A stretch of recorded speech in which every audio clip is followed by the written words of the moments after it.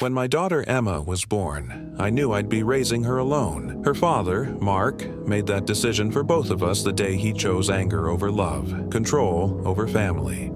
I never sugarcoated the truth, but I also didn't want Emma growing up in the shadow of his absence. So when she started asking why some kids had dads and she didn't, I gently told her that not everyone is ready to be a parent and that hers wasn't. She accepted that, asked if she could have an extra snack, and moved on. Emma never asked about meeting Mark. She never seemed sad or incomplete. Her world was full, with me, her friends, school, and eventually James, the man who stepped into our lives 4 years ago and treated her like his own. He never pushed to be dad. He simply showed up with steady love, patience, and kindness. Emma called him James, but I saw how she clung to his hand when she was nervous, how she smiled when he picked her up from school. He was the dad she never knew she needed, and he never needed a title to prove it. Then, out of nowhere, a letter arrived. It was from Mark. He wanted to see Emma, said he'd changed, claimed he was in counseling, clean, stable. At first, I ignored it. After everything he'd done, everything he'd chosen not to do, I didn't know him anything, but some people suggested I should at least respond. I thought about it, and I remembered what happened last time I gave him a chance. Years ago, when I allowed supervised visits, he immediately pushed for unsupervised ones. When I gave an inch, he demanded a mile. The cycle was always the same: charm, pressure, anger. So I didn't respond. 3 weeks later, a second letter came. This one wasn't patient. Mark said he knew I received his first letter. He'd sent it certified. He accused me of punishing him, of parental alienation. He threatened court. That's when I knew I needed legal help. My attorney looked over both letters and confirmed my fears. Because Mark's name was on Emma's birth certificate, he had rights, but his past, years of abuse and abandonment, could work in my favor. She told me to start documenting everything: my memories of his violence, medical records, photos, supervised visit reports. I spent nights writing, remembering. I cried more than I expected. James held me through it all, never once suggesting I was overreacting. Then came the third letter, this one soft again, full of apologies. Mark said his counselor told him to try a gentler approach. He offered phone calls, video chats. I saw through it. He hadn't changed. He was adjusting tactics. I finally responded through my lawyer. The letter was short and formal. There would be no contact between Mark and Emma due to his history. Further attempts to reach me would be considered harassment. 1 week later, he responded. The mask was gone. I was vindictive, selfish. I was brainwashing Emma. He wrote that he knew where I worked and where she went to school. I'll see my daughter whether you like it or not. I went straight to the police. They said it wasn't a specific enough threat to act on, but told me to stay alert. I called Emma's school, gave them Mark's photo, and made it clear no one but me, James, or my sister could ever pick her up. They took it seriously, thank God. But then, just when I hoped it was over, the fifth letter came. This one included court papers. Mark had filed for joint custody and unsupervised visitation. The hearing was 6 weeks away. I wanted to scream. I'd done everything right, kept my daughter safe, built her a life full of stability and love. And now the man who once left bruises on my skin and on my soul was demanding to be her father again. My lawyer got to work. We gathered everything: the letters, medical records, supervised visit notes from years ago. She even brought in a counselor who specialized in domestic abuse to testify about the potential harm Emma could face. I struggled with whether to tell Emma. She noticed my stress and asked if everything was okay. I sat her down and explained. In the simplest terms I could. Her father wanted to see her, but I didn't think it was safe. She asked a few questions, nodded,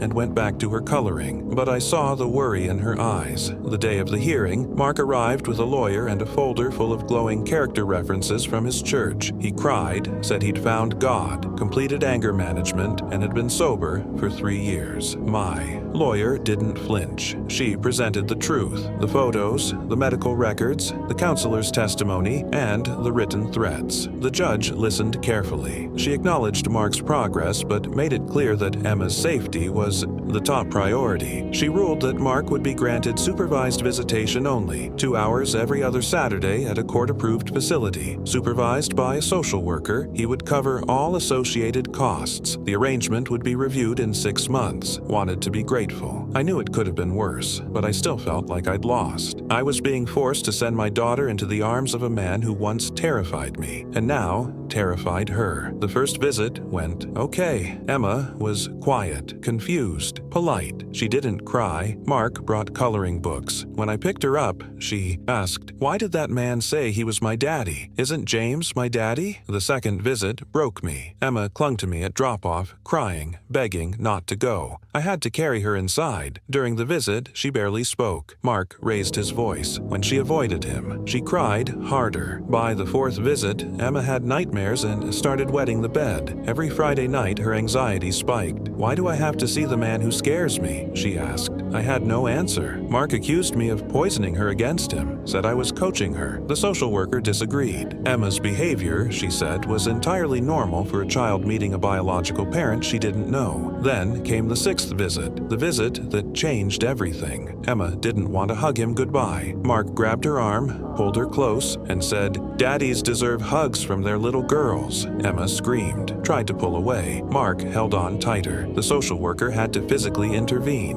When I picked Emma up, she was shaking. There were red marks on her arm. That night, she threw up in the car, then crawled into my bed and whispered, "I don't want to see the mean man ever again." My lawyer filed an emergency motion the next day. The court hearing was 3 agonizing days later. The social worker testified, showed the photos. Mark's lawyer called it a misunderstanding. The judge didn't buy it. She suspended the visits immediately and ordered a psychological evaluation for Mark before any future contact could be considered. Mark screamed in court, said the system was rigged. His lawyer had to calm him down before he got held in contempt. The last 3 months have been quiet, tense, but quiet. Emma is sleeping again, fewer nightmares. But she still asks, "Is the mean man coming back?" I always say no, but I don't know if I'm telling the truth. Then, 2 weeks ago, my lawyer called. The psychological evaluation was in. It confirmed Mark's issues, anger, emotional dysregulation, but didn't recommend terminating his rights. The therapist suggested more therapy and even more supervision. Mark's lawyer filed to resume visits, shorter this time, just 1 hour, with 2 social workers instead of 1. The next hearing is in a month. Meanwhile, Mark has started sending me messages, technically not threatening, but certainly intimidating. Emma will know the truth one day. You can't hide forever. I've seen his car parked near her school. He doesn't get out, doesn't speak, but he's there. I document everything. But the system only acts when the damage is already done. James has talked about adopting Emma. She would say yes in a heartbeat, but as long as Mark's rights remain, that door stays shut. Yesterday, Emma asked if we could move far away so the mean man couldn't find us. I had to tell her we couldn't because of a court order. "But why?" she asked. "Why would a judge make me see someone who scares me?" I didn't have an answer. I'm sharing this story because too many people believe the family court system always puts children first, that it protects them, that it sees the truth. But sometimes it doesn't. Sometimes it gambles a child's safety on the faint hope that a parent can change, and children like Emma are the ones who pay the price.